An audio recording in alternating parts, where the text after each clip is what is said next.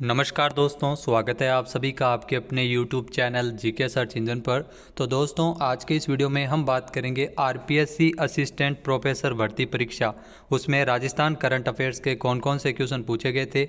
जी हाँ, 7 जनवरी 2024 को ये एग्ज़ाम आयोजित किया गया है, जिसमें राजस्थान करंट अफेयर्स के जितने भी क्वेश्चन आए थे उन सभी को हम एक एक करके डिस्कस करने वाले हैं।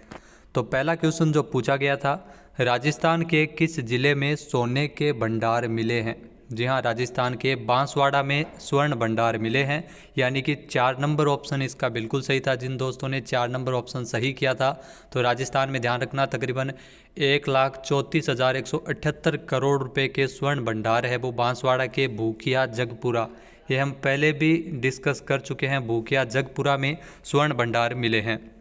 नेक्स्ट जो पूछा गया था, राजस्थान के किन 2 जिलों में पहली बार junior girls national football championship का आयोजन किया गया था।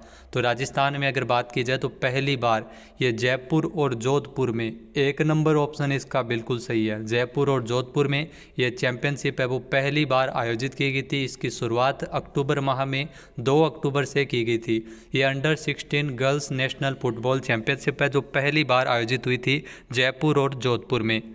अगला क्वेश्चन है जो पूछा गया था, राजस्थान की मानिनी कौशिक ने सिफ्ट सामरा और आशी चौकसी के साथ हांगजाऊ एशियन खेल जिसमें 50 metre rifle 3 position team event में रजत पदक जीता है। इस पदक को जीतने के लिए उनका संयुक्त योग्यता स्कोर कितना है। काफ़ी डिफिकल्ट क्वेश्चन पूछा गया, इसमें स्कोर पूछा गया है। तो ये स्कोर 1764 पॉइंट था। ये क्वेश्चन हम कई बार क्लासेज में डिस्कस कर चुके हैं। भारत की अगर बात की जाए तो 50 metre rifle 3 position team event में मानिनी कौशिक जो भीलवाड़ा की रहने वाली है वो भी इस टीम में शामिल थी। नेक्स्ट जो क्वेश्चन आया था, हाल ही में रियाद में आयोजित पहले अंतर्राष्ट्रीय सऊदी घुड़सवारी फेडरेशन कप में किस खिलाड़ी ने 3 मेडल जीते हैं। दिव्यकृति सिंह, इनको स्टेट इलेक्शन आइकन भी बनाया गया था। तो इन्होंने 3 मेडल है वो रियाद में जीते थे। बहुत ही महत्वपूर्ण क्वेश्चन है, 3 मेडल जिसमें 1 रजत पदक और 2 कांस्य पदक इन्होंने जीते थे। तो ये घुड़सवार एथलीट है और 2022 में एशियाई खेलों में जो घुड़सवारी में ड्रेसेज टीम स्पर्धा में इन्होंने जीता था गोल्ड मेडल। नेक्स्ट जो क्वेश्चन आया था, तीसरी national physical disability T20 cricket championship कहाँ आयोजित की गई थी। तो इस चैंपियनशिप का आयोजन है वो राजस्थान के उदयपुर में किया गया था, नारायण सेवा संस्थान की ओर से। 2 नंबर ऑप्शन इसका बिल्कुल सही हो जाएगा। जी हाँ दोस्तों, इस चैंपियनशिप को जम्मू कश्मीर की टीम ने जीता था, जम्मू की टीम इसमें विजेता रही थी। नेक्स्ट जो क्वेश्चन है, अवनी लेखरा ने मई 2023 में कोरिया के चांगवान इंटरनेशनल शूटिंग रेंज में विश्व shooting para sports world cup में कौन सा मेडल जीता है। अवनी लेखरा ने इस प्रतियोगिता में रजत पदक जीता था। 1 नंबर ऑप्शन इसका बिल्कुल सही हो जाएगा। ये कोरिया में आयोजित की गई थी world shooting para sports world cup, जिसमें अवनी लेखरा ने रजत पदक अपने नाम किया था। अवनी लेखरा, ध्यान रखना, राजस्थान के जयपुर की रहने वाली है। बहुत सारी बार हम ये क्वेश्चन है कई बार क्लासेज में डिस्कस भी कर चुके हैं। नेक्स्ट जो क्वेश्चन पूछा गया था, राजस्थानी भाषा साहित्य एवं संस्कृति अकादमी के द्वारा साल 2023-24 के लिए सूर्यमल मिश्रण शिखर पुरस्कार किसे मिला था। तो डॉक्टर मनमोहन सिंह यादव को यह पुरस्कार दिया गया था, यानी कि 2 नंबर ऑप्शन इसका बिल्कुल सही है। मनमोहन सिंह यादव को यह पुरस्कार मिला था। मनमोहन सिंह यादव बीकानेर के हैं और इनको इनकी जो पुस्तक है कुदरत सु कुचमाद के लिए पुरस्कार दिया गया था। नेक्स्ट क्वेश्चन है, राजस्थान संस्कृत अकादमी के द्वारा प्रमोद कुमार शर्मा को किस ग्रंथ के लिए अखिल भारतीय माघ पुरस्कार प्रदान किया गया है। अखिल भारतीय माघ पुरस्कार की अगर बात की जाए तो इनको गोपांगना वैभवम, इनका जो महाकाव्यम है, इनके लिए पुरस्कार है वो दिया गया है। ये पुरस्कार 2022-23 के लिए इनको पुरस्कार मिला है। अखिल भारतीय माघ पुरस्कार जयपुर से है, डॉक्टर प्रमोद कुमार शर्मा, यानी कि 4 नंबर ऑप्शन इस क्वेश्चन का बिल्कुल सही था। नेक्स्ट क्वेश्चन है, राजस्थान पुलिस की 4 महिला पुलिस अधिकारी हाल ही में चीन में आयोजित हुए एशियन खेलों में महिला कबड्डी में गोल्ड मेडल जीतने वाली भारतीय टीम का हिस्सा थी। निम्न में से इसमें से कौन नहीं थी। तो इसमें साक्षी कुमारी गई थी, मुस्कान मलिक भी गई थी, निधि शर्मा भी गई थी, स्नेहल राठौड़ इसमें नहीं थी, यानी कि 3 नंबर ऑप्शन इसका बिल्कुल सही हो जाएगा। राजस्थान की 4 खिलाड़ी इसमें शामिल हुई थी, जिसमें अगर बात की जाए साक्षी कुमारी, मुस्कान मलिक, इसके अलावा निधि शर्मा और सुषमा शर्मा जो अलग थी, स्नेहल राठौड़ इसमें नहीं है। नेक्स्ट जो क्वेश्चन पूछा गया था, राजस्थान का पहला इंटीग्रेटेड रिसोर्स रिकवरी पार्क कहाँ विकसित किया जा रहा है, जहाँ इलेक्ट्रॉनिक कचरे का पुनर्चक्रण, नवीनीकरण और निराकरण किया जाएगा। ये धौलाई जो जम्मू और रामगढ़ जयपुर में स्थित है, धौलाई जम्मू और रामगढ़, यहाँ पर इसे विकसित किया जा रहा है। यानी कि 4 नंबर ऑप्शन इसका बिल्कुल सही है। बहुत सारी बार हम ये क्वेश्चन कई बार क्लासेज में डिस्कस कर चुके हैं। जयपुर के धौलाई में ये इंटीग्रेटेड रिसोर्स रिकवरी पार्क है, जो प्रोजेक्ट बनाया गया है। वेस्ट को रिसाइकल करने का काम यहाँ पर किया जाएगा। तो रिको की ओर से 50 करोड़ रुपये की लागत से इसे तैयार किया जा रहा है। अगला जो क्वेश्चन पूछा गया था, निम्न में से किसने मिस अर्थ इंडिया 2023 का खिताब जीता है? तो ये खिताब प्रियन सेन ने जीता था, Miss Earth India 2023। Prion Sen, ध्यान रखना, राजस्थान के सीकर की रहने वाली है।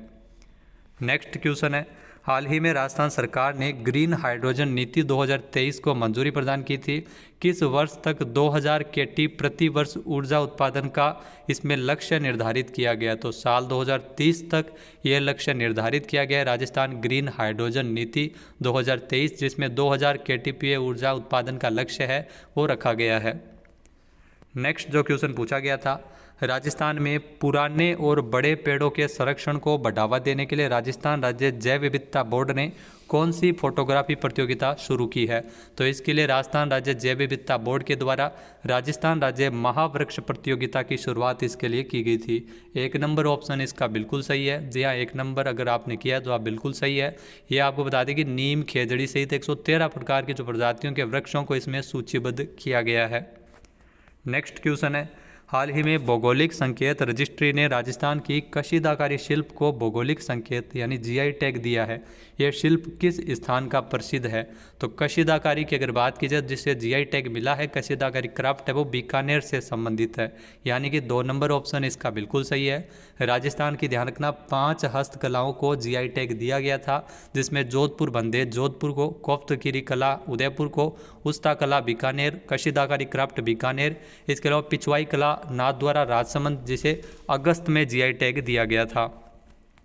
नेक्स्ट है, हाल ही में राजस्थान साहित्य अकादमी ने वर्ष 2023-24 के लिए वार्षिक पुरस्कारों की घोषणा की है, जिसमें मीरा पुरस्कार किसे दिया गया है?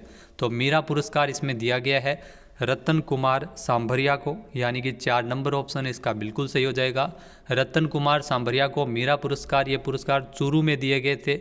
इनको इनकी जो मीरा पुरस्कार दिया गया है रतन कुमार सांभरिया, ध्यान रखना, वर्ष 2023-24 के लिए राजस्थान साहित्य अकादमी की ओर से ये घोषणा की गई है, जिसमें आपको बता दें कि मीरा पुरस्कार जो चूरू में ये पुरस्कार वितरण किए गए थे। इनकी जो रचना है सांप के लिए इनको मीरा पुरस्कार है वो दिया गया है रतन कुमार सांभरिया को। नेक्स्ट है, जयपुर लिटरेचर फेस्टिवल JLF 2023 में किस प्रख्यात कवि आलोचक जिनको महाकवि कन्हैयालाल सेठिया पुरस्कार दिया गया? तो महाकवि कन्हैयालाल सेठिया पुरस्कार के सच्चिदानंदन को दिया गया है। बहुत ही पुराना क्वेश्चन पूछा है। 2 नंबर ऑप्शन इसका बिल्कुल सही है। तकरीबन 1 साल पुराना, जनवरी में एक क्वेश्चन है वो पूछा गया था। तो के सच्चिदानंदन अगर बात की जाए तो 16वां जयपुर लिटरेचर फेस्टिवल जिसका आयोजन किया गया था, जिसमें आपको बता दें कि ये पुरस्कार के सच्चिदानंदन को मिला है। उनके जो नाटकों और यात्रा वृत्तांतों के अलावा इन्होंने कई रचनाएं इनकी की है, और अंग्रेजी में इनके साहित्य आलोचनात्मक 21 से अधिक साहित्य आलोचनात्मक कृतियाँ इनके द्वारा लिखी गई है।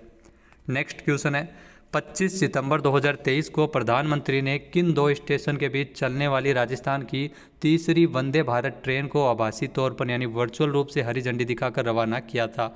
तो ये ध्यान रखना, यहाँ पर अगर बात की जाए तो 25 सितंबर है, लेकिन यहाँ पर ध्यान रखना 24 सितंबर को ही इसे वर्चुअल रूप से हरी झंडी दिखाई गई थी। 25 सितंबर को तो रेगुलर ट्रेन अब वो चलने लगी थी। तो जयपुर से उदयपुर के बीच ये ट्रेन को हरी झंडी दिखाकर रवाना किया गया था, वंदे भारत एक्सप्रेस। तो राजस्थान की जो तीसरी वंदे भारत एक्सप्रेस ट्रेन है जो चलाई गई थी। यानी कि 2 नंबर ऑप्शन इसका बिल्कुल सही है। नेक्स्ट जो क्वेश्चन आया था, 9वां राष्ट्रमंडल संसदीय संघ CPA भारत क्षेत्रीय सम्मेलन उदयपुर में कब आयोजित किया गया था? तो इस सम्मेलन को अगर बात की जाए तो यहाँ पर हम थोड़ा डाउट में है ये क्वेश्चन, क्योंकि 20 से लेकर 23 अगस्त तक, जबकि इसमें 20 से 23 अगस्त का कोई भी ऑप्शन नहीं है। तो अगर वहाँ अगर बात की जाए तो अगस्त में, तो 21 से 22 अगस्त तक भी इसे मान सकते हैं, क्योंकि 20 अगस्त से शुरू हुआ था जो 23 अगस्त तक चला था। मूल रूप से इसका आयोजन हो सकता है 21 से 22 अगस्त हो। यहाँ पर 1 नंबर है, सही है, लेकिन इसमें रिट भी लगाई जा सकती है, क्योंकि ऑफिशियल रूप से इसका आयोजन 20 अगस्त से लेकर 23 अगस्त तक उदयपुर में किया गया था, और इसका शुभारंभ लोकसभा अध्यक्ष ओम बिरला के द्वारा किया गया था।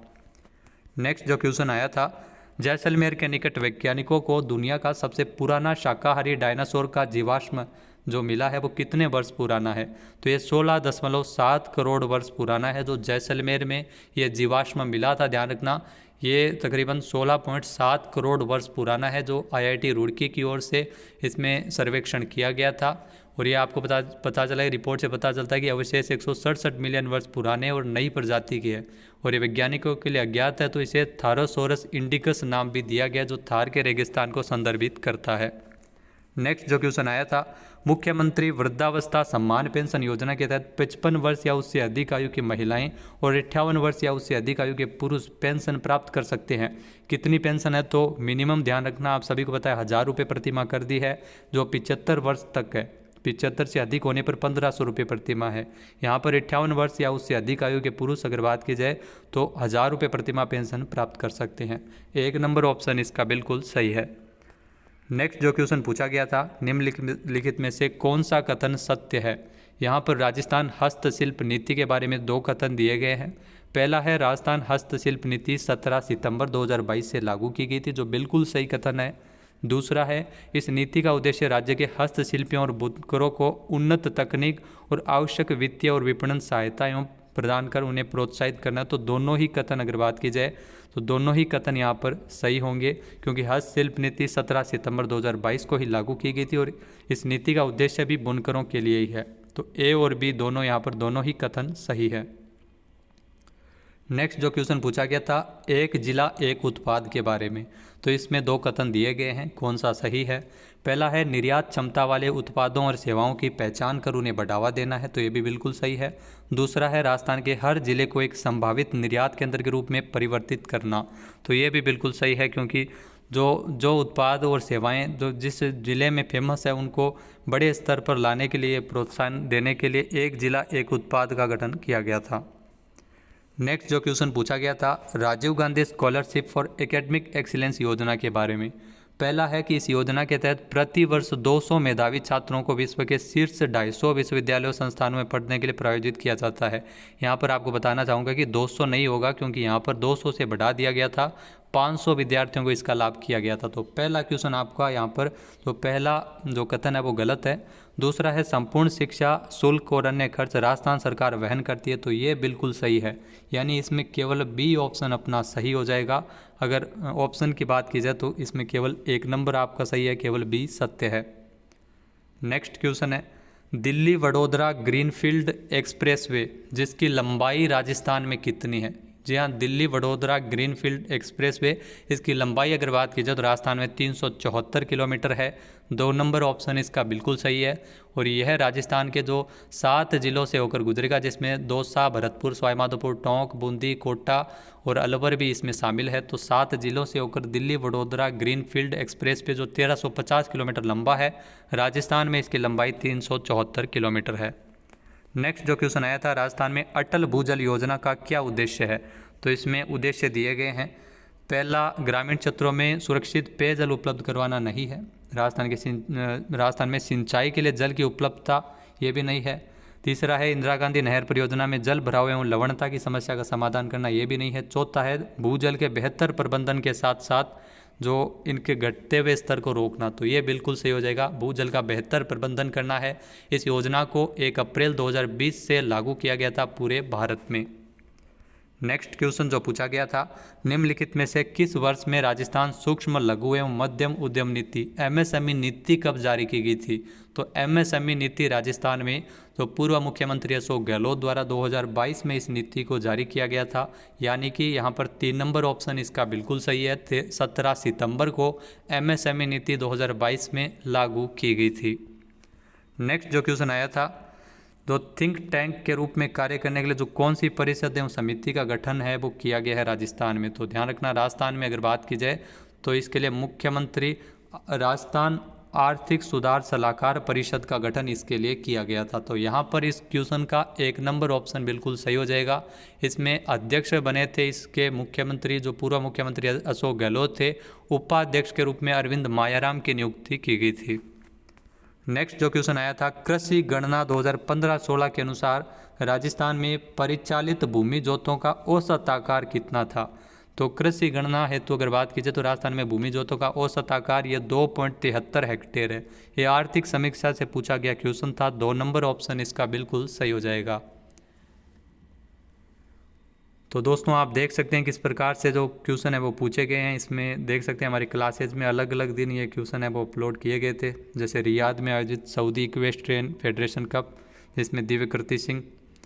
इसके अलावा ये भी क्वेश्चन पूछा गया था। जो हमारे क्विज़ भी हमारी चलती है टेलीग्राम चैनल पर, जिसे आप ज्वाइन कर सकते हैं। वीडियो के डिस्क्रिप्शन बॉक्स में उसका लिंक आपको देखने को मिल जाएगा। जैसे कोरिया में आयोजित हुई world shooting para sports world cup, जिसमें अवनी लेखरा का मेडल। इसके अलावा इंटीग्रेटेड रिसोर्स रिकवरी पार्क। इसके अलावा बहुत सारे क्वेश्चन हैं वो डायरेक्टली आपको यहाँ पर एग्ज़ाम में देखने को मिले थे। तो इसके अलावा जीके सर्च इंजन नाम से जो एप्लीकेशन बना रखा है उसमें कोर्स भी लॉन्च किया गया, जिसमें पूरे साल का आपको राजस्थान करंट अफेयर्स है वो मिल जाता है। इसके अलावा 2022 का भी करंट अफेयर्स के 1000 से ज़्यादा क्वेश्चन आपको व्याख्या सहित वहाँ पर देखने को मिल जाएंगे। तो उसको आप ज़रूर ज्वाइन कीजिएगा। जय हिंद, जय भारत, जय राजस्थान।